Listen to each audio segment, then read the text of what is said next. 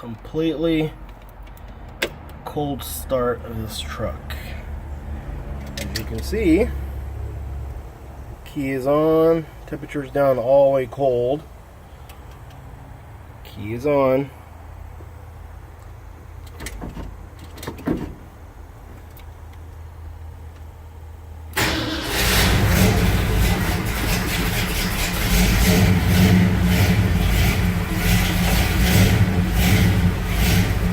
Was a completely cold start. I haven't started this truck in about 4 or 5 days. This truck never used to start like this before I put the pertronix in it. So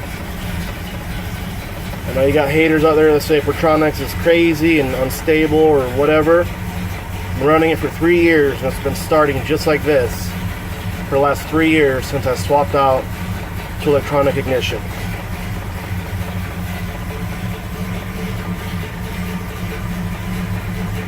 Now you tell me that pertronix is garbage.